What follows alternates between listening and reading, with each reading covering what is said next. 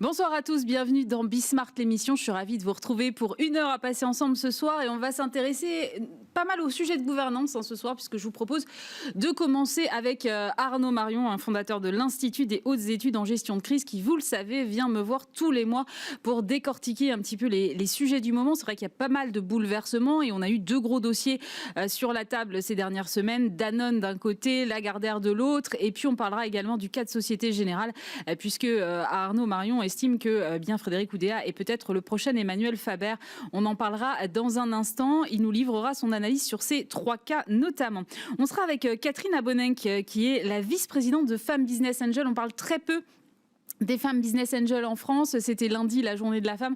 Alors c'est vrai qu'il y a aujourd'hui un véritable levier avec toute cette épargne qui dort sur nos comptes. Et si les femmes demain s'emparent de cet argent pour aller investir dans les entreprises, eh bien cela pourrait changer la face de l'entrepreneuriat français. Voilà ce que nous dira Catherine dans quelques instants. Et puis on terminera avec des histoires de marque parce que vous savez que c'est un sujet que j'aime bien. Et on sera avec Olivier Serre, vice-président d'Avas Paris, qui publie un bouquin qui s'appelle « Ces entreprises qui vous racontent des histoires au-delà du storytelling ». Comment est-ce qu'on construit un récit de marque aujourd'hui? Que doivent raconter les marques? Est-ce qu'elles doivent systématiquement prendre des prises de position engagées? On en parlera dans un instant. C'est Bismart l'émission, c'est parti.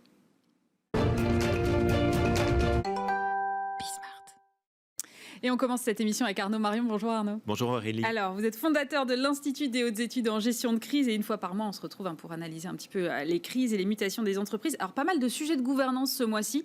Je voudrais qu'on commence avec 2 feuilletons qui n'en finissent pas, Danone et Lagardère. Alors d'abord, Danone. Il y a eu une fronde des actionnaires qu'on a largement racontée. Emmanuel Faber qui perd son poste de PDG pour rester que président. On parle souvent ensemble de la non-représentativité des actionnaires dans les conseils. Est-ce que cette fois, vous avez l'impression que les actionnaires ont été entendus?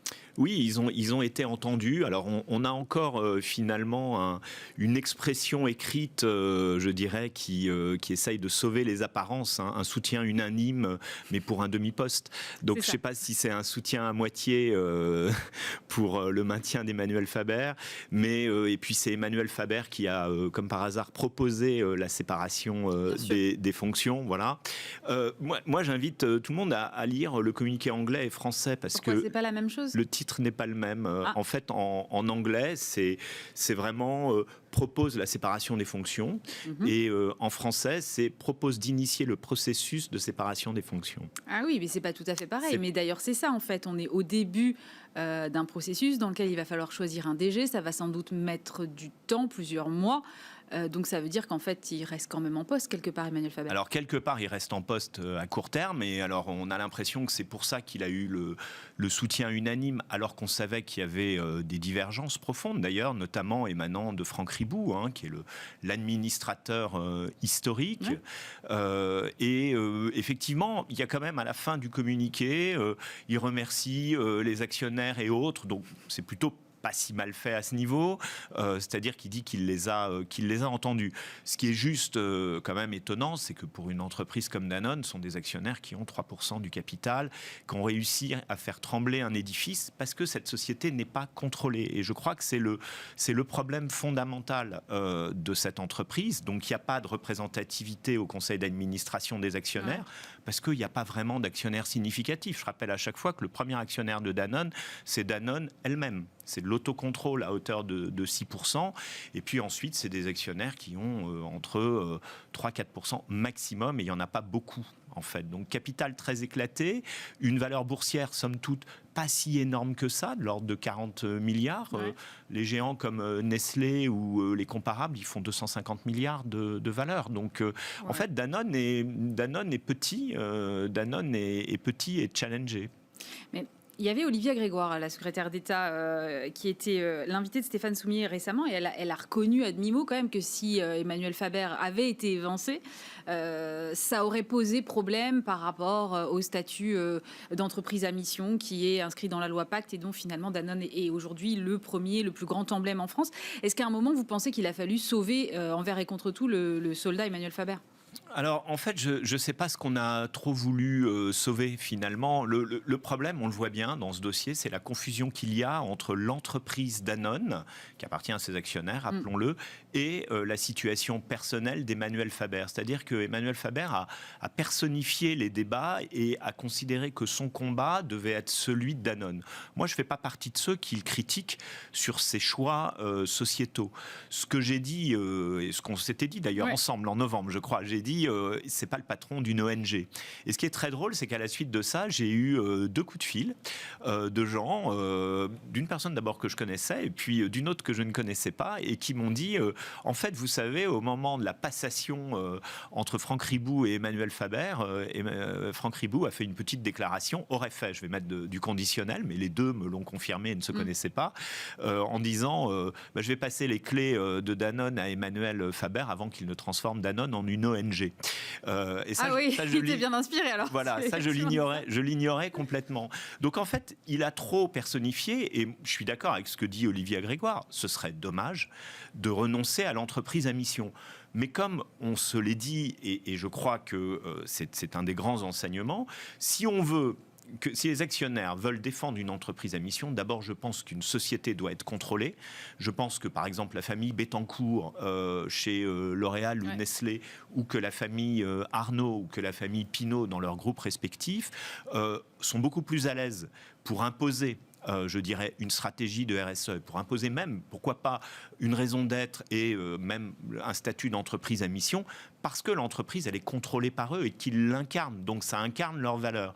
Là, le paradoxe, c'est que les actionnaires ont voté, 99,7%, je crois, pour que ce soit une entreprise à mission, mais ils n'en tirent pas les conséquences. Ils sont en train de dire, vous devez atteindre la même rentabilité que les autres. Ah bah oui, mais alors... C'est-à-dire que la performance redevient prioritaire sur la mission. Voilà. Mais en fait, les gens en interne, chez Danone, vous savez qu'il y a 2 courants en interne.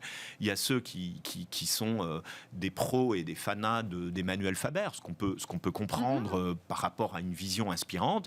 Et puis, il y a ceux qui disent oui, ok, il est très inspirant, c'est très bien, mais dès qu'on se retrouve, dès qu'on sort de ce genre de réunion, de toute façon, il faut atteindre les KPIs et on est sans cesse tiraillé entre les plans push et les plans cut, comme ils disent. Non, mais c'est exactement ce qui risque de se passer après. C'est-à-dire qu'à un moment donné, on va avoir un DG qui va être en charge de l'opérationnel et qui risque de fixer des objectifs plutôt financiers, être vraiment dans les KPI, comme vous dites, et d'un autre côté, une vision stratégique, voire philosophique d'Emmanuel Faber. C'est plutôt philosophique, oui. Voilà, et comment l'entreprise peut-elle être conduite dans ces conditions de tiraillement ? C'est le problème qui risque de se poser, non ? Oui, mais moi j'ai un peu l'impression que ce communiqué où on dit soutien unanime, mais finalement pour la moitié du poste, donc pas tant que ça, c'est un peu le premier jour du reste du mandat d'Emmanuel Faber et que l'histoire se réécrira en avril, je crois que c'est avril 2022, la fin de son mandat, et je suis pas certain qu'il soit renouvelé, mais ça se passera pas comme ça, parce qu'on veut être entre gens de bonne compagnie et qu'on lui laissera la possibilité de partir. Je crois pas qu'il reste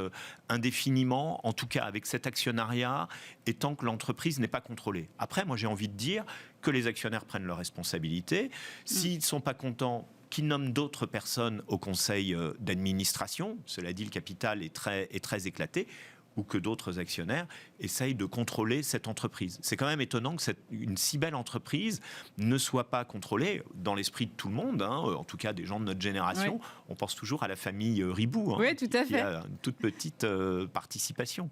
Il y a un propos de famille et d'autres entreprises qui fait la une, et c'est un feuilleton qui dure depuis plus d'1 an maintenant, c'est Lagardère. Au moment de la publication des résultats la semaine dernière, Arnaud Lagardère s'est dit ouvert à des changements quant à la structure du groupe. Alors avant qu'on rentre dans le détail, on va rappeler que c'est une entreprise qui est régie par une commandite. Est-ce que vous pouvez rappeler ce que c'est ? Parce que je ne suis pas sûre que ce soit encore très clair pour tout le monde. C'est un cas assez rare en fait. Oui, c'est ça. C'est-à-dire qu'en fait, il y a des associés commandités, en l'occurrence Arnaud Lagardère. Il a hérité de son père à travers une structure de tête qui s'appelle LCM. Et puis, il y a des associés commanditaires. C'est-à-dire si vous et moi, on achète des actions en bourse, on est un associé commanditaire. On n'a pas de regard sur la gestion. On ne décide de rien, contrairement à une entreprise classique où on peut voter pour les membres du conseil d'administration qui eux-mêmes votent pour un dirigeant. Donc en fait, il est indéboulonnable. La contrepartie, c'est qu'il est responsable sur ses biens propres en cas de faillite de l'entreprise. Donc c'est quelque chose de très relatif. Et c'est quelque chose qui dissocie le capital financier du contrôle. Michelin était une entreprise très emblématique, mais qui a bien fonctionné, avec une gouvernance et une famille qui a bien fonctionné. Donc ça, c'est le cadre juridique. Donc du coup, il y a un conseil de surveillance, mais qui n'a pas les pouvoirs d'un conseil de surveillance dans une société anonyme ou d'un conseil d'administration, et qui ne peut pas révoquer en tant que tel le gérant, sauf quand tous les 6 ans, le gérant remet en cause son mandat de gestion. Mais globalement, il n'a pas vraiment le pouvoir de s'y opposer. Donc c'est un petit contre-pouvoir. Alors, dans ce dossier-là, il y a beaucoup de personnages. Il y a donc évidemment Arnaud Lagardère, mais Bernard Arnault, Vincent Bolloré aussi. Bernard Arnault qui semble un petit peu s'impatienter de la situation qui traîne. Vincent Bolloré qui visiblement a aussi envie de, pourquoi pas, mettre la main sur Europe 1. C'est en tout cas ce qui se dit beaucoup. Quelle est l'ambiance là chez les actionnaires au sein de Lagardère ? C'est un peu compliqué. Et puis il y a le trublion qu'est le fonds Amber Capital, qui finalement est devenu l'an dernier, contre toute attente, le premier actionnaire, puis qui a été doublé par Vincent Bolloré. Vincent Bolloré a soutenu Arnaud Lagardère lors de la dernière, c'est la série Netflix, lors de la dernière Assemblée Générale, avant de s'allier avec Amber Capital en août, en considérant qu'effectivement les choses... C'est un vrai jeu d'alliance et de... Ouais. Ce qui est très étonnant, moi quand j'ai vu arriver Bernard Arnault, comme quoi je me suis trompé dans mon analyse, je me suis dit Bernard Arnault vient, alors certes, à chaque fois on a le droit au grand truc, je le fais par amitié pour Jean-Luc. Le père d'Arnaud Lagardère. Le père d'Arnaud Lagardère. Arnaud appréciera, Arnaud Lagardère appréciera, effectivement. C'est jamais pour lui, c'est toujours pour son père. Bon. Mais au-delà de ça, moi, je trouvais que ça avait du sens que le travel retail de Lagardère et que le travel retail de chez LVMH, c'est-à-dire tout ce qui était DFS, qui sont 2 gros, puissent se marier pour en faire le numéro 1 mondial. La pandémie arrive dessus, l'arrêt des voyages, notamment des aéroports. Le travel retail de Lagardère a perdu, je crois, 60% de son activité l'année dernière. C'est la même chose chez Bernard Arnault, et c'est la même chose partout. Donc du coup... En fait, non, c'était pas vraiment ça. Ensuite, on s'est dit, il y a les médias. Et là, il y a eu différentes rumeurs. Bernard Arnault a beaucoup de médias, les Échos, le Parisien, Radio Classique. Et à un moment, on a entendu que Bernard Arnault pourrait utiliser le statut de commandite pour y loger en fait les médias et puis démanteler le groupe et ce genre de choses. Vous savez très bien qu'il y a les histoires d'Hachette. Vous savez que Bernard Arnault est également dans Gallimard, que Vivendi est dans Editis. Et puis, il y a Europe 1, Paris Match et le JDD qui sont les journaux qui font, paraît-il, en tout cas, les élections présidentielles. En tout cas, la première page de Paris Match et le JDD, avec la lutte. Est-ce que Vincent Bolloré va mettre le paquet dessus, le grappin dessus, et nous faire son Fox News à la française avec son pôle CNews, ou est-ce que... Je sais pas, on dit aujourd'hui qu'il s'intéresse plutôt à M6, on verra. Voilà, alors aujourd'hui on dit qu'il s'intéresse à M6, quand même Europe 1 il aimerait bien, et puis c'est pas très cher certainement. Oui, sans doute moins cher qu'M6. Voilà, et il pourrait faire converger, comme il sait si bien le faire, bien évidemment, avec CNews. Donc aujourd'hui tout le monde s'impatiente un peu, mais il se passe rien. En revanche, il y a un chronomètre pour notre ami Arnaud Lagardère, c'est que lui, c'est l'échéance de son assemblée générale. Parce que faut pas oublier que dans les procédures judiciaires, certes perdues par Bolloré et Amber, le Qatar s'était joint à leur demande d'obtenir une assemblée générale. Et le Qatar, c'est 20% en droit de vote. Amber, c'est 15% en droit de vote, et Bolloré, c'est 20% en droit de vote. Mais ils ne pourront pas le déboulonner de toute façon. Non, mais ils peuvent révoquer les membres du conseil de surveillance et nommer de nouveaux membres de conseil de surveillance. Et c'est quand même l'ouverture d'un certain conflit ouvert. Je pense que, dans la pratique, personne n'y a intérêt. Amber est là dans une stratégie value. Ils ont acheté pas très cher et pour essayer de gagner de l'argent. Oui, j'ai regardé, ça gagne 85% sur un an. Oui, c'est pas mal. C'est en perte de 30% sur 10 ans. Quand même. Vincent Bolloré, il a acheté l'essentiel de ses actions entre 8 et 15 euros. Ça doit en valoir 22, 23 aujourd'hui. Donc, effectivement. Mais à la clé pour Arnaud Lagardère, c'est que finalement, a-t-il le choix ? Moi, je pense pas. D'abord, il lui reste des dettes à rembourser au Crédit Agricole, 100 millions. Et a-t-il le choix de déboulonner sa commandite ? Je pense pas, mais à la clé, il a quand même, on dit... en gros 10%, il aimerait beaucoup plus, de la capitalisation boursière. Ça fait des gros chèques de l'ordre de 200-250 millions d'euros, ce qui lui permettrait de se reluer en action et peut-être de redevenir le premier actionnaire. Je crois qu'il a besoin de pouvoir être le président du conseil de surveillance si jamais ça devait se transformer en société anonyme. Donc à la clé, il y a ça, mais sauf qu'il ne faut pas qu'il laisse passer l'échéance de l'Assemblée générale, parce que ce serait beaucoup plus compliqué. Et ce qu'on entend dire, c'est que Bernard Arnault s'impatiente vraiment, parce qu'il n'est pas venu pour faire des procédures judiciaires, et ce n'est pas la stature de l'homme, il n'est pas là pour ça. Chez Danone, dont on parlait juste avant, on avait une vision et en face des résultats qui étaient peu en adéquation, mais et c'est ça qui provoque la crise en fait. Là, est-ce que chez Lagardère, c'est l'absence de vision qui provoque la crise? Ah oui, moi je crois, oui.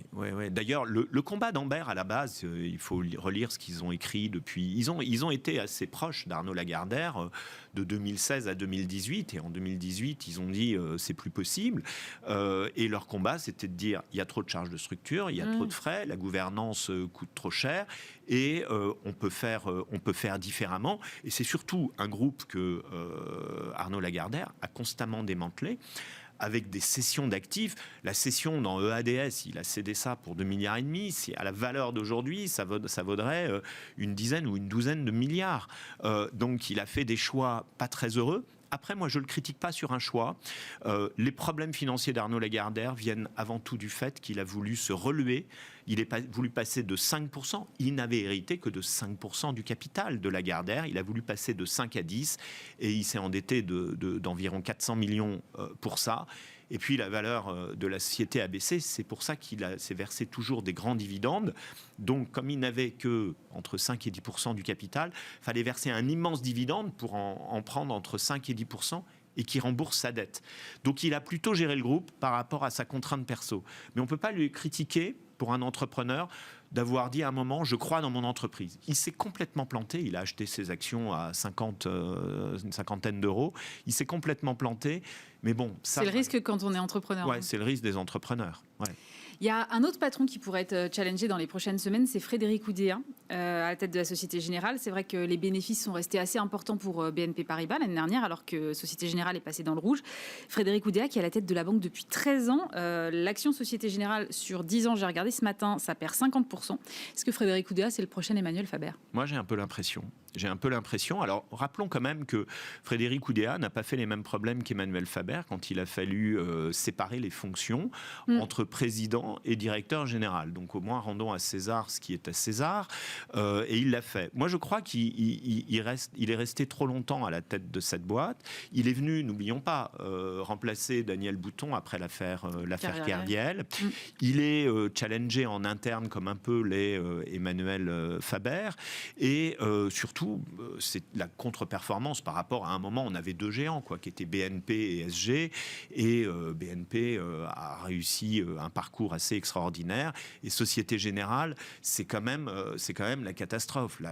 L'action aujourd'hui vaut quand même assez peu. Il faut voir qu'une entreprise comme SG vaut à peu près 35% de ses fonds propres. C'est rien. Donc c'est rien. C'est rien. Et c'est une décote qui est très importante. Et alors en plus, il y a un effet qui se coule pas sympa, c'est que dans les banques, vous avez l'intéressement, la participation, c'est généralement des systèmes d'ailleurs assez généreux. Et généralement, quand votre banque est cotée, vous réinvestissez tout ça dans les actions. Donc il y en a, et j'en connais, qui ont systématiquement tout réinvesti dans l'action. Les salariés de la Société Générale. Les salariés à 50, 60 euros. On ne parle pas du tout des dirigeants avec les bonus en millions d'euros. Non, bien sûr. On parle de ceux qui mettent plusieurs milliers d'euros, parfois dizaines de milliers par an. C'est un peu leur épargne. Et ces gens-là se retrouvent aujourd'hui en fin de carrière et leur pactole, c'est divisé par 3. Mais Arnaud, quand vous me dites qu'il est resté trop longtemps à la tête de la Société Générale, moi, je croyais qu'au contraire, c'était bien de rester longtemps à la tête d'une société. Ça veut dire une vision long terme, et pas je change tous les 4 matins, ce qui, quand même, en termes de vision stratégique, pose des problèmes. Ça me surprend que vous me disiez il est resté trop longtemps. Quand on est successful, on peut rester. Maurice Lévy, qui à mon avis est resté un peu trop longtemps, il a fait 2-3 années de trop, mais Maurice Lévy est l'incarnation même quand même chez Publicis d'une réussite de ce qu'il a fait d'une simple agence à un groupe mondial. Et il était très légitime. Je pense que là-dessus, Frédéric Oudéa, malheureusement, à mon avis, n'est pas du tout légitime. Et il y a eu, c'était assez frappant, on en a parlé tous les deux, ce petit article qui était paru dans Le Monde, où Natixis, il y a un retrait de ses actions à 4 €, et l'excuse qui est donnée, c'est de dire oui, mais si vous aviez investi 100 € en 2006 en participant à l'augmentation de capital de Natixis, vous auriez 79 €. C'est 55 pour le Crédit Agricole sur la même période, et c'est 26 pour la Société Générale. Ça en dit long sur la situation des banques. Il faut voir que les banques ne financent plus l'économie. Ce sont les banques centrales. 4 800 milliards de dollars en un an d'injectés dans l'économie américaine. 1850 dans l'économie européenne, tout de même, par les banques centrales. Donc, c'est 7 000 milliards en gros. Après, on s'étonne que le bitcoin ou ce genre de choses, ou qu'il y ait des bulles, ça crée ça. Et il y a un deuxième sujet. Les banques vont affronter un deuxième sujet. Non, mais les banques, pour elles, en plus, dans un environnement de taux négatif, c'est quand même très, très compliqué. On est bien d'accord. Taux négatif, elles n'ont plus de marge. Et deuxième sujet en cascade, le financement des entreprises avec une réglementation BAL 3 extrêmement contraignante sur les ratios de liquidité, c'est-à-dire mettre des fonds propres de plus en plus élevés. D'ailleurs, la Société Générale n'est pas en reste en la matière. Son Tier 1 est un des meilleurs du marché et un des meilleurs d'Europe. Donc là, il y a un vrai problème. Il a réussi quelque chose alors quand même. Oui.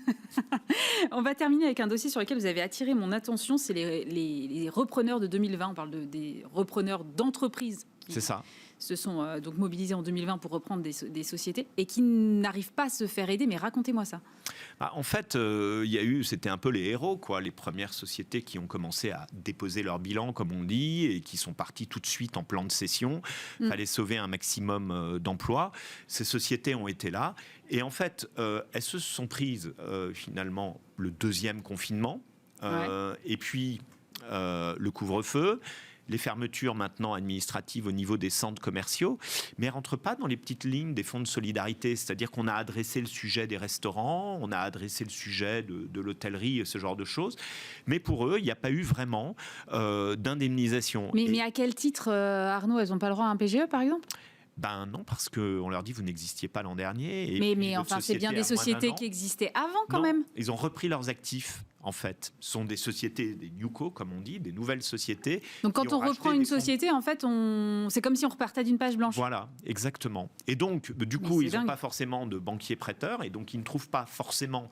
Alors quand c'est un grand groupe, ils trouvent bien évidemment avec ses banquiers, mais quand ce ne sont pas des grands groupes, et alors moi j'ai l'exemple de plusieurs entrepreneurs autour de moi, sur des marques connues ou autres, qui sont confrontés aujourd'hui avec... Des marques dans le retail alors, si je comprends bien. Marques dans le retail ou ce genre de choses, effectivement, mais avec 60%, donc dans les centres commerciaux, 60% de leur fonds de commerce de fermés. Eh ben, elles n'arrivent pas à se financer, elles ne se font pas aider au niveau du gouvernement, de Bercy, parce qu'il n'y a pas de dispositif d'aide. Les dispositifs de la BPI, il faut avoir 1 an d'existence minimum. Le PGE, on se base sur le chiffre d'affaires de l'année d'avant, donc il n'y a pas vraiment de PGE, ou alors à des niveaux extrêmement ridicules.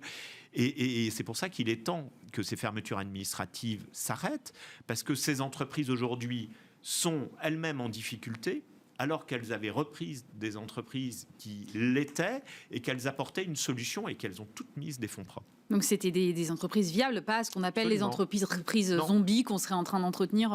Non, mais le paradoxe, c'est que finalement, on met de l'argent, si vous voulez, à chaque fois, c'est mettez des gens en chômage partiel. D'abord, on n'embauche pas des gens pour les mettre en chômage partiel, et c'est un peu débile de dépenser de l'argent pour que les gens soient inactifs, mais on ne sait pas flécher de l'argent pour aider ces entreprises-là qui ont sauvé des emplois, qui ont sauvé des magasins, qui participent finalement à la recovery de l'économie française. Et ça, c'est un sujet qu'on va voir émerger de plus en plus.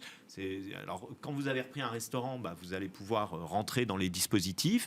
Ces entreprises aujourd'hui ne sont pas dans les dispositifs. Et le dernier lundi, je crois, ou mardi, Bruno Le Maire a dit: nous allons rembourser les loyers des entreprises qui ont été fermées pendant les fermetures administratives.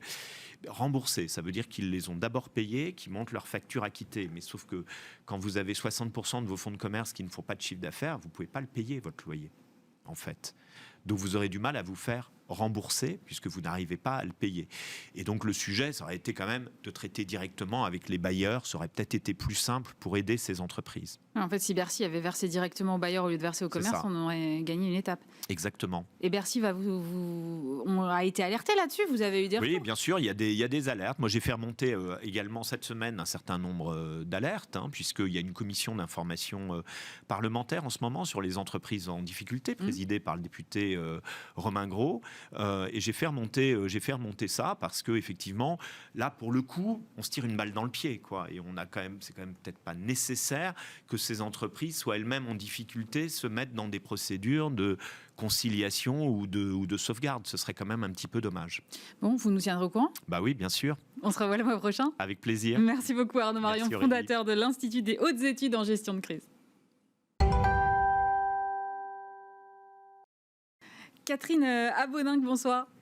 Bonsoir. Vous êtes vice-présidente de Femmes Business Angels. C'est un réseau qui regroupe 150 femmes qui investissent individuellement. Et on parle, mais alors très très rarement des femmes Business Angels. Pourquoi, selon vous, elles sont si méconnues ? D'abord parce qu'elles sont discrètes. C'est ça, comme c'est les toujours femmes le le sont problème. en général. Discrètes mais efficaces. Et c'est vrai, encore peu nombreuses. Alors je tiens à rappeler que Femmes Business Angels, c'est le premier réseau de femmes dans l'investissement en France et en Europe. Ouais. Et que derrière les 150 membres actifs, on a quand même près de 3000 membres sympathisantes qui ont été investisseuses, qui ne continuent pas d'investir au jour le jour tous les ans, mais demeurent dans la sphère de l'investissement. Mais justement, est-ce qu'on a une idée du pourcentage de femmes qu'il y a dans la globalité des business angels en France ? Alors, dans les business angels, c'est une petite communauté, donc on sait qu'on est entre 9 et 10% de cette communauté qui pourrait être de l'ordre de 7 à 10 000 personnes en France. Mais ça reste encore très très petit, quoi. C'est très petit, mais au-delà des business angels, qui est vraiment une activité très spécifique, d'investir à risque dans les startups innovantes à fort développement, il y a un rapport de la femme à l'actionnariat, au sens large du terme, qui est encore très peu appréhendé en France. Mais comment ça s'explique alors ? Parce que justement, vous publiez un livre blanc là, sur investissement et actionnariat, levier de la réussite économique des femmes. Vous vous êtes penché sur toutes ces questions. Pourquoi aujourd'hui, il n'y a pas plus de femmes qui se lancent dans l'actionnariat ? Parce qu'il y a plein de façons d'investir en fait. Oui. Alors déjà peut-être parce que le français, dans son ensemble, il est peu actionnaire. C'est vrai. Les actionnaires en France sont en chute libre.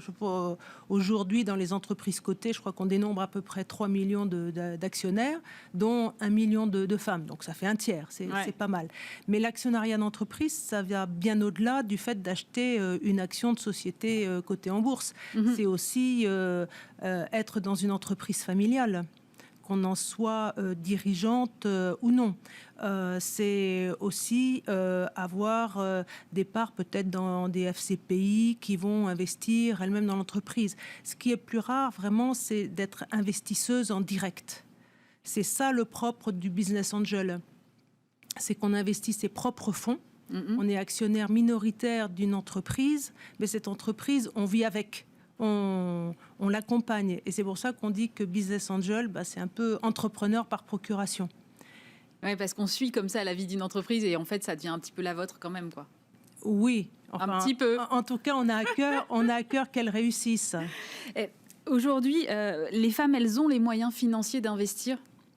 Alors, on dit que les femmes, elles ont peut-être un peu moins les moyens d'investir parce que globalement, les études de l'INSEE montrent que les femmes sont moins riches. Alors, ça nous renvoie à tous les sujets. Dans le salariat, les femmes gagnent moins que les hommes. Dans les héritages, bien que notre pays soit égalitaire, on constate souvent que le patrimoine important est plus transmis aux hommes qu'aux femmes. Ah bon ? Oui. Il y a d'excellents ouvrages qui sont parus sur cette question. Il y a 2 chercheuses qui se sont penchées sur le sujet. N'hésitez pas. Oui, je vais les faire venir.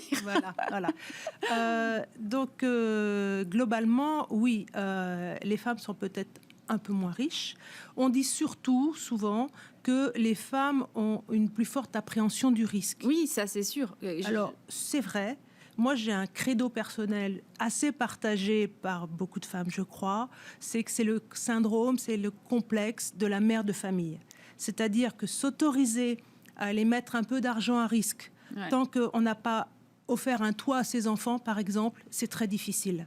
Et donc, il y a une pesanteur qui est de l'ordre de la société et de la famille. On ne vous parle pas de l'investissement en entreprise quand vous êtes à l'école, au lycée. On ne vous en parlera pas non plus quand vous êtes dans une grande école. Et on ne vous en parlera pas forcément lorsque vous êtes en famille. Oui, mais on n'en parle pas non plus aux hommes, si ? Un peu plus. Un peu plus. Et donc, il faut vraiment avoir cette volonté, cette curiosité personnelle pour aller au-delà de ces freins intimes. On est de l'ordre de l'intimité de la femme, et puis ces freins culturels. Parce que le sujet de l'argent et des femmes, ça reste encore tabou quelque part ? Ah oui, ça clairement. Alors, ça évolue. Les jeunes femmes ont un rapport beaucoup plus libre à ces questions.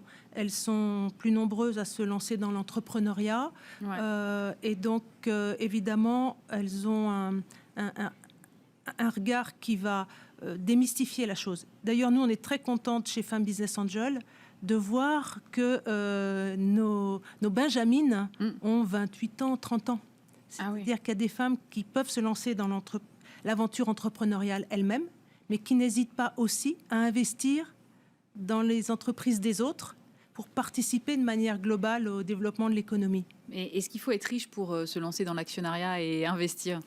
Alors, parce que c'est dans l'imaginaire collectif, un business angel, il a plein d'argent à investir. Oui, évidemment, dans les médias, les business angels les plus connus sont des gens très riches. Nous, notre propos, c'est qu'il faut avoir un minimum de capacité, parce qu'encore une fois, il ne faut pas se mettre soi-même trop à risque, et on dit qu'il faut ne pas investir au-delà de 10% de son patrimoine disponible, si vous voulez. Donc, nous, chez Femmes Business Angel, on veut accueillir toutes les femmes qui sont prêtes à tenter l'aventure. Donc, on demande de prendre l'engagement d'investir au minimum 20 000 euros. 20 000 euros sur 2 tickets de 10 000 euros dans 2 entreprises. Ouais. Et si elles veulent ensuite continuer d'investir, au fil des années, évidemment, elles peuvent investir beaucoup plus. Est-ce qu'il faut être une experte de la finance aussi ? Parce que ça aussi, on se dit, moi, je ne sais pas comment faire. Alors, je peux en témoigner de manière très personnelle. Non.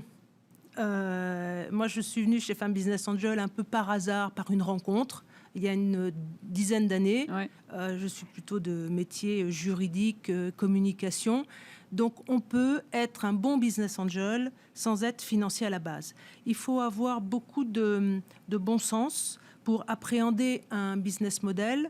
Il faut évidemment pouvoir regarder quelques chiffres, mais surtout, il faut arriver à se projeter dans le futur et voir ce que le marché peut devenir et ce qu'il peut y avoir comme création de valeur, comme idée de la part de l'entreprise.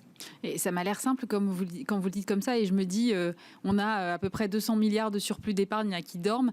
Si les femmes s'emparaient du sujet, il y aurait, ça changerait le paysage entrepreneurial français, non ? C'est exactement notre propos, que c'est un levier de développement économique qui est complètement sous-estimé et sous-exploité en France. C'est pour ça qu'il faut en parler et il faut mettre cette idée dans le radar des femmes. C'est simplement, pensez-y, informez-vous et découvrez que c'est possible. Votre réseau a investi 1 million d'euros l'année dernière. Oui. Est-ce que les femmes, elles ont des critères différents ? Est-ce qu'on investit différemment que les hommes ? Alors, on a des critères qui sont ceux de tous les business angels. C'est évidemment la validité du produit, son caractère innovant, la force du marché et le potentiel de rentabilité financière. Alors, nous, on peut dire chez Femmes Business Angel, on a peut-être depuis longtemps eu un certain pourcentage d'investissements qu'on qualifierait aujourd'hui d'impact, les investissements à impact. C'est-à-dire qu'on va trouver dans notre portefeuille beaucoup d'investissements dans le domaine de l'éducation, ouais. Dans le domaine de la santé. On a pas mal d'investissements également dans le secteur du handicap. Mais à côté d'investissements dans le secteur des infrastructures, des technologies, de la deep tech, voilà. Mais c'est un mixte de ces critères de rentabilité financière, de sens sociétal qui nous est propre. Et il y a un critère absolu. C'est quoi ? C'est l'humain. Le premier critère qui fait qu'on mise, si je peux dire, dans une entreprise, c'est la qualité de l'équipe dirigeante. C'est-à-dire que si on voit un créateur ou une créatrice d'entreprise seule, on va tout de suite lui recommander de s'entourer. La solitude de l'entrepreneur, c'est quelque chose de terrible. Ouais, et d'avoir une bonne équipe solide au départ, c'est une garantie de qualité. Est-ce que vous voyez une corrélation entre la faible proportion de femmes dans les instances dirigeantes et le fait qu'il y ait peu de femmes business angels et peu de femmes qui se lancent globalement dans l'actionnariat ? Il n'y a pas une corrélation stricte à faire, si ce n'est que, on le dit toujours, tout ça revient à l'éducation. Les femmes ne se préparent pas nécessairement à avoir ce type de carrière, elles ne se mettent pas en avant, elles n'osent pas prendre le risque de se proposer sur des jobs au sein des entreprises, de la même manière qu'elles n'osent pas se lancer dans l'investissement tant qu'on n'est pas venu les inviter à le faire. Voilà, c'est pour ça que nous, on vient inviter les femmes à se lancer dans l'investissement en rejoignant un réseau comme le nôtre où elles trouvent une forme de convivialité et puis un contexte qui va les aider à se forger en fait une démarche de business angel au fur et à mesure. Derrière, il y a aussi toute la question de l'accès au financement des femmes entrepreneurs qui se lancent. Je voyais le dernier baromètre du BCG pour le collectif Sista montre que la part des startups fondées par des équipes féminines ou mixtes a augmenté de 4 points en un an pour atteindre 21%. On reste à 21%, c'est pas non plus écart moyen de financement qui se réduit de 8% entre les équipes fondatrices masculines et féminines, mais des investisseurs qui continuent de privilégier les startups fondées par des équipes 100% masculines, parce que c'est quand même 90% des fonds levés en 2020. Vous, j'imagine que, évidemment, que vous ne financez pas que des startups fondées par des femmes, mais que vous regardez quand même ces questions de mixité aussi. Bien sûr, quand j'ai parlé d'équipe tout à l'heure, dans notre critère d'investissement, il y a un critère de mixité depuis très longtemps. C'est-à-dire que des équipes, elles doivent être dirigées ou en tout cas intégrer une femme. Donc, on a 30% de nos investissements dans lesquels on trouve une femme dirigeante ou dans l'équipe. Après, pourquoi les femmes sont-elles moins présentes dans ces statistiques du financement ? C'est peut-être parce qu'elles viennent moins en demander, parce que généralement, les business plans des entrepreneureux sont plus raisonnables. Voilà, c'est ça. Ils sont plus raisonnables. Ça ne veut pas dire qu'ils sont moins performants, mais ils sont plus raisonnables. Et donc, les femmes, dans leur pitch, font moins rêver. Et donc, c'est les messieurs qui sont autour de la table dans le jury ne vont pas retrouver leur standard et vont moins rêver. Nous, on est plus posés, on aime bien le rêve, hein, mais on va être très réaliste et pragmatique. Souvent, les entrepreneurs nous ont dit, quand on présente un projet, on nous demande comment ça marche. Vous, les femmes, business angel, vous nous demandez plutôt à quoi ça sert. C'est pas la même logique, effectivement. Voilà, c'est pas la même logique et donc ça vous amène à revisiter complètement un projet. Et les femmes, elles doivent oser se lancer et se projeter. Se projeter le plus loin possible. C'est peut-être ça qui manque parfois dans les dossiers de valeur. C'est que les femmes ont tendance à avoir le court moyen terme. J'ai bien aimé, moi, la conclusion de votre livre blanc, c'est il faut créer un cercle vertueux, plus de femmes investisseurs, ça veut dire plus de femmes dans les instances dirigeantes, ça veut dire plus de diversité dans les entreprises et plus de diversité économique. Aujourd'hui, il manque juste ce petit déclencheur d'oser franchir le pas, en fait. Oui, c'est ça, pour qu'on crée une chaîne de valeur supplémentaire dans l'économie. Alors pour ça, il faut commencer par savoir de quoi on parle, il faut commencer par faire des statistiques, hein, parce que l'actionnariat en France... c'est très peu étudié en fait. Oui, il n'y a pas de données. Même les entreprises déposent ces informations au greffe, mais elles ne sont pas des informations publiques. Et comme ça n'était pas un sujet d'intérêt, ça n'a pas été étudié. Donc on peut difficilement démontrer l'efficacité de quelque chose qui n'a pas été mesuré. Vous voyez où est la poule et où est l'œuf. C'est ça. Mais il est certain qu'il y a une dynamique formidable qui se met en place et qu'il faut encourager. Merci beaucoup Catherine Aboninck. Je rappelle que vous êtes la vice-présidente du réseau Femmes Business Angel. Merci d'avoir été avec nous. Merci. Et on termine cette émission avec Olivier Serre, bonjour. Bonjour. Vous êtes donc vice-président d'Avas Paris et vous publiez ces entreprises qui vous racontent des histoires au-delà du storytelling, c'est aux éditions du Node. Alors ça fait 25 ans que vous accompagnez les marques sur ce terrain. La narration, c'est la base quand on veut construire une marque ? On dit souvent que la narration, c'est la pointe avancée de la communication. On ne peut pas faire de communication si on n'a pas un récit. J'ai envie de dire qu'on parle beaucoup aujourd'hui de sites internet, de réseaux sociaux, d'événementiels, mais tout ça, finalement, c'est de l'intendance. Tout ça, c'est la mise en musique, oui, d'un récit. Ouais. Et ce qui est important aujourd'hui, c'est de construire un récit qui véritablement nourrisse et déplace la marque, tisse un lien riche et vivant avec les gens, et puisse être déclinable localement pour, justement... créer un tissu de conversation avec les différentes audiences. Mais comment on fait pour résister à la tentation de ne pas enjoliver le discours, de ne pas tomber dans la légende, vous voyez ? C'est bien quand on tombe dans la légende. Justement, si vous pouvez imprimer la légende, c'est beaucoup mieux que l'histoire. Absolument. Non, en fait, il faut éviter d'enjoliver en dénaturant. Tout le sujet du sous-titre, au-delà du storytelling, est le suivant. C'est que pendant longtemps, les entreprises ont pensé que s'arranger avec les faits, maquiller la vérité, pouvait passer, que les gens étaient dupes. Ils l'ont été à un moment. Mais aujourd'hui, il y a une montée en maturité des audiences qui fait que... Il y a beaucoup plus d'informations aussi. Il y a beaucoup plus d'informations et du coup, ça les a aidés à monter en maturité et ça fait qu'aujourd'hui, réellement, les gens sont sans pitié vis-à-vis des entreprises qui pensent les enfumer. Donc, il y a un autre chemin à emprunter qui est très important, qui est un chemin beaucoup plus escarpé, mais beaucoup plus vertueux, qui est un récit à la fois sincère, authentique, co-construit, visionnaire, inclusif. On voit bien que ce faisant, on coche un certain nombre de cases qui sont dans l'air du temps. Et toute la difficulté, c'est que toutes les entreprises essayent peu ou prou de cocher toutes ces cases-là. Et on peut se dire, mais ce faisant, on va vers un discours consensuel. Non, pas réellement, parce qu'en vrai, chaque entreprise a une trajectoire, a une ADN, a un président avec une personnalité. Et toute l'idée est de trouver la bonne voie de passage qui va faire que le récit va être sincère et audible. Mais est-ce que rendre sexy un produit, c'est pas forcément mentir ? Alors... Il y a, parce que bon, quand même, il y a un peu la tentation parfois. Oui, il y a la tentation, mais on pourrait inverser les choses. Est-ce que c'est pas le consommateur qui se ment vis-à-vis du produit ? Je m'explique. C'est-à-dire ? Je m'explique. Quand vous dites « Oh là là, j'ai vraiment plus rien à mettre, j'irais bien m'acheter un nouveau pull et une nouvelle veste, etc. » Est-ce que vous mentez pas vis-à-vis de vous-même et du coup vous alimentez la consommation ? Là, bon, oui, un peu, c'est vrai, j'avoue. Alors, il n'y a pas que les gens du marketing et de la com qui mentent. Il y a aussi les consommateurs qui peuvent se mentir à eux-mêmes pour alimenter la machine. Et du coup, le récit autour du produit et le récit de l'entreprise est là pour créer une adhérence entre ces deux types d'attentes.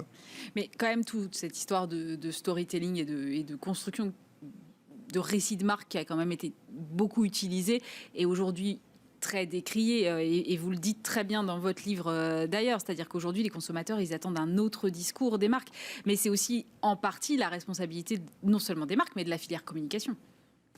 Alors, c'est vrai que la filière communication a un rôle à jouer très important, c'est le rapport à la vérité. Est-ce que aujourd'hui les communicants sont là pour aider les entreprises à donner du sens, à dire des choses vraies et à le faire en transparence ? Je pense que oui. Ce n'était pas forcément le cas il y a encore 10, 20, 30 ans, mais aujourd'hui, ce rapport à la vérité, il est important. D'ailleurs, il y a une espèce de retour de manivelle, parce que quand vous regardez la signature d'une des premières et plus grandes entreprises de communication, McCann, la signature, c'est « Truth Well Told ». D'accord. Donc ça, on remonte aux années 10, aux années 20. Et aujourd'hui, ce rapport à la vérité, il est très important. Après, on peut rentrer dans de la sémantique, de se dire, est-ce que l'entreprise est obligée de dire la vérité, toute la vérité ? C'est ça, est-ce que toute vérité est bonne à dire ? Voilà, c'est ça. Moi, je pense que les entreprises sont obligées aujourd'hui de dire toute la vérité, en transparence, parce que les retours peuvent être très rapides et très violents. Donc, l'ère du storytelling où on s'arrangeait avec les faits, où on maquillait la vérité, est à mon sens définitivement révolue, et qu'aujourd'hui on est rentré dans une nouvelle ère où il faut avoir un nouveau rapport au consommateur, un rapport de sincérité, d'authenticité, qui fait que la vérité est centrale dans ce que l'on fait.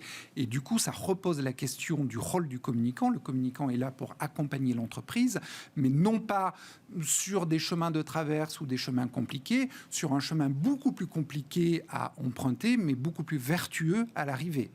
Et je le vois, moi, en 25 ans, assez modestement, c'est pas sur un siècle, en 25 ans, le rôle de conseiller en communication a fortement évolué. Parce que si vous conseillez mal l'entreprise et que l'effet boomerang est immédiat sur les réseaux sociaux et que le capital d'image de l'entreprise se dégrade au fil du temps, ben vous-même, vous dégradez la profession et vous perdez des clients. Donc on est évidemment au-delà de notre conviction dans l'obligation d'accompagner ce mouvement de société. Parmi les leviers narratifs que vous décrivez dans le livre, vous parlez beaucoup de l'émotion. Et c'est vrai qu'on a vu depuis 2-3 ans là, beaucoup de retours dans les films publicitaires, en tout cas, de l'émotion sur des formats un peu longs en télévision. Et c'est vrai que c'est... L'émotion, forcément, tout de suite, ça crée une relation très personnelle entre la marque et le consommateur. Mais est-ce qu'on peut utiliser le levier de l'émotion avec tous les produits ? Parce que moi, je me dis, je vais peut-être pas forcément m'émouvoir pour une lessive. Je schématise un peu, mais... Alors, c'est vrai que l'émotion est très intéressante parce qu'on touche à une fibre qui parle tout de suite au consommateur. Et vous parlez de ces films publicitaires longs, notamment qui ont été faits par des entreprises de distribution alimentaire, qui jouent beaucoup sur l'amour, la tendresse, la proximité, etc. Donc ça crée une émotion, un supplément d'âme qu'on n'a pas forcément quand on se promène dans les linéaires de ces entreprises-là. Non, ce qu'il y a d'intéressant derrière, c'est l'émotion est revenue au galop parce qu'on est passé sur des formats plus longs. Le spot publicitaire de 30 secondes avec sa réduction à 15 secondes, ça fait passer un message, la fameuse Unique Selling Proposition. Ouais. Mais on n'a pas le temps d'installer une narration qui va aller travailler l'émotion. Lorsqu'on passe sur un format 3 minutes, 4 minutes, 6 minutes, 8 minutes, comme certains de ces nouveaux formats publicitaires, eh bien, on a le temps de raconter une histoire. On en revient à ce point-là, le récit. Et évidemment, quand on raconte une histoire, il faut faire passer quelque chose. On va faire passer de l'émotion pour toucher l'audience. Dès qu'on a touché quelqu'un, on a gagné la moitié du chemin. Mais ça, c'est possible en effet quand on a des formats assez longs. Et d'ailleurs, ces formats, ils passent plus aux 20h, ils passent plus à la télé aux heures de pointe. Ils passent sur le digital, sur les réseaux sociaux. Mais il y a du temps. Oui, mais est-ce que c'est possible de communiquer en version longue sur les réseaux sociaux ou au contraire, on est habitué à des formats hyper courts? N'importe qui va vous dire, n'importe quel expert du digital va vous dire, mais non, mais un truc sur TikTok, c'est 6 secondes. On ne peut pas raconter une histoire sur 6 secondes. Enfin... Il y a des très jolies choses très créatives sur les formats ultra courts, mais on ne peut pas faire passer les mêmes messages que sur 8 minutes, c'est pas possible. Absolument. Mais je crois qu'il y a de la place pour les deux. Si on revient au format publicitaire, il y a les formats longs, 4-6 minutes, et puis il y a ce qu'on appelle les bumper ads. Vous savez, c'est les 6 secondes qu'il y a juste en pré-roll avant le lancement d'un film. Ouais. Donc là, c'est paf, un seul message hyper efficace. Et d'ailleurs, c'est un art d'arriver à concevoir ces j'imagine, oui. Et puis après, c'est un autre art que d'installer un récit sur plusieurs minutes. Donc, il y a de la place pour les deux. Et sur les réseaux sociaux, en fait, on dit spontanément et intuitivement, les réseaux sociaux, c'est le temps court pour faire passer des messages de manière très efficace. Et en fait, on s'aperçoit que les réseaux sociaux sont à l'étroit dans ce format court. D'ailleurs, regardez Twitter. Quand c'est né, c'est 140 caractères. C'est vrai. À un moment, ils se sont dit 140, c'est un peu court. On est passé au double. Oui, c'est ça, 280. Voilà. Et le fondateur de Twitter, pour rester sur Twitter, Evan Williams, s'est dit c'est quand même court, et il a fondé Medium. Medium, par définition, c'est un site de microblogging sur lequel on peut lire un article pendant 40 minutes, si on le souhaite, 50 minutes. Donc on voit bien que même les fondateurs des formats courts qui se disent on peut communiquer de manière efficace ont besoin de formats longs. Donc on oscille entre le format court et le format long. Un autre format long qui est intéressant, c'est le podcast. Alors tout le monde parle des podcasts, toutes les marques font un podcast aujourd'hui. Un podcast en moyenne, c'est 20 minutes. 20 minutes de temps d'attention de quelqu'un que vous ne connaissez pas, c'est colossal en termes d'information et de communication. Mais c'est là où c'est intéressant, c'est-à-dire que sur les podcasts, par exemple, les marques ne parlent pas forcément d'elles-mêmes. On est sur des choses qui peuvent être connexes, qui sont dans l'univers, mais qui ne sont pas forcément produits. D'ailleurs, si elles faisaient des podcasts sur les produits, probablement que ça intéresserait beaucoup moins, non ? Exactement. Tout le sujet, c'est qu'on arrive à capter de l'attention à partir du moment où on parle moins de soi et plus de ce qui intéresse les gens. Il y a une formule qui peut résumer ça, c'est qu'aujourd'hui, les marques, elles doivent être intéressantes avant d'être intéressées. Ouais. Et vous voyez, on inverse les connexions. Intéressante, c'est comment on arrive à travers un récit construit, intéressant, sincère, qui soit informatif, serviciel ou divertissant, à attirer les audiences dans sa sphère. Et une fois que les audiences sont dans la sphère, parce qu'elles ont envie d'écouter ce récit-là, eh bien, on peut être intéressé.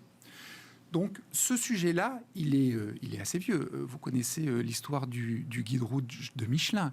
Voilà. Le guide rouge de Michelin, c'est comment on incite les gens à prendre leur voiture pour aller dans les restaurants et les bars et les hôtels aux quatre coins de la France, se faisant à user du pneu et acheter du pneu Michelin. Mais on a d'abord été intéressant. On vous donne une information utile sans nous vendre. Puis après, on est intéressé parce que vous allez acheter du pneu. C'est sûr. Donc, vous voyez, le récit aujourd'hui, il a cette capacité à capter l'attention, il a cette capacité, lorsqu'il arrive à s'installer, à travailler l'émotion et ce faisant à attirer dans sa sphère d'influence les audiences.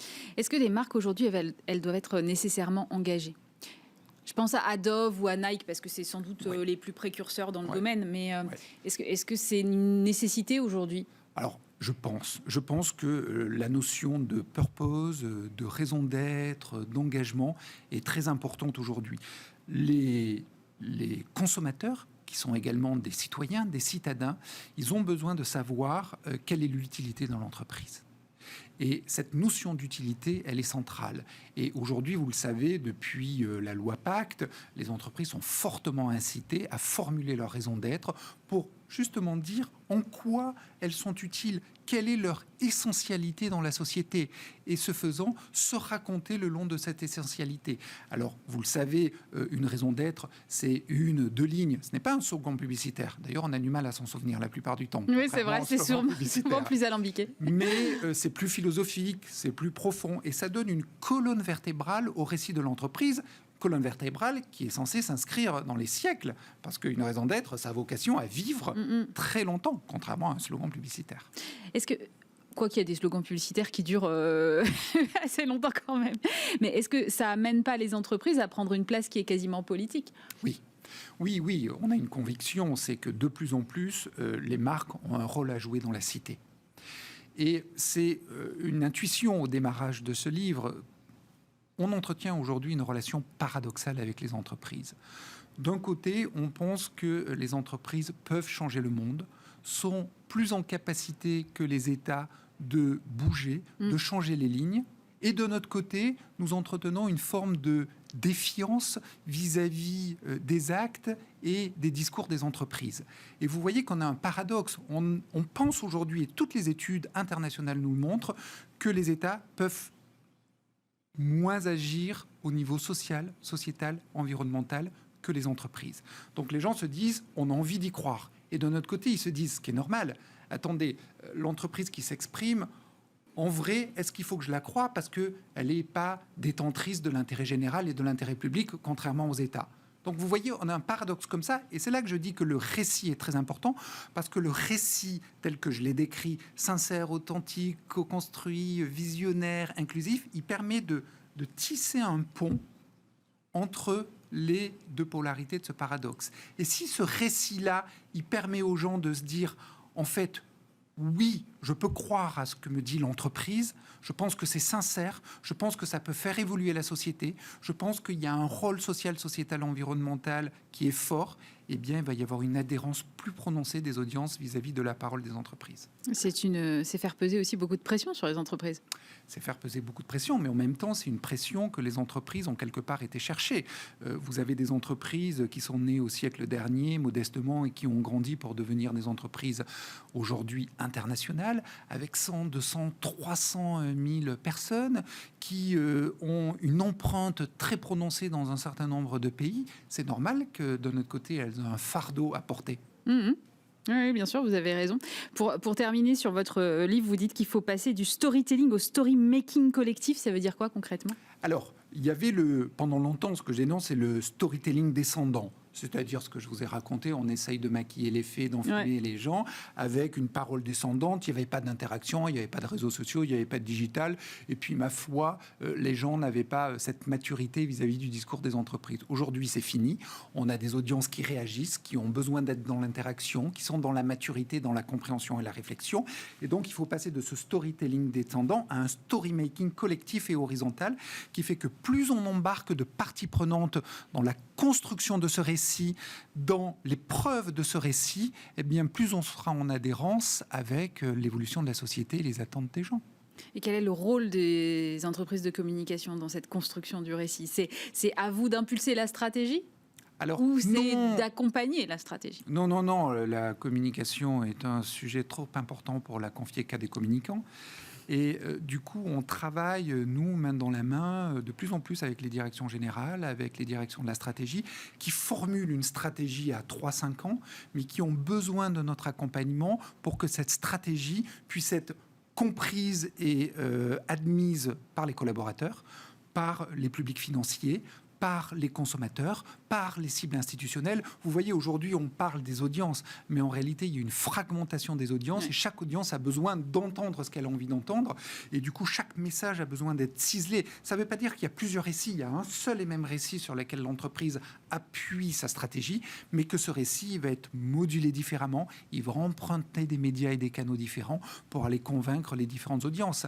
Et le sujet de l'entreprise aujourd'hui, c'est d'embarquer le corps social, c'est d'embarquer le collectif et de ne pas être segmentant. Et finalement, vous voyez, on rejoint une dimension de l'État. L'État, il doit lutter contre la segmentation, la fragmentation de la société, et l'entreprise de la même manière, parce que l'entreprise est réellement dans la cité aujourd'hui. Merci beaucoup Olivier Serre. Je rappelle que vous êtes vice-président d'Havas Paris et que donc votre livre, c'est Ces entreprises qui vous racontent des histoires au-delà du storytelling. C'est aux éditions du Node. Bismart, l'émission, c'est fini pour aujourd'hui. Évidemment, vous retrouvez dès lundi Stéphane Soumier, et puis nous on se retrouve vendredi prochain. D'ici là, passez un très bon week-end.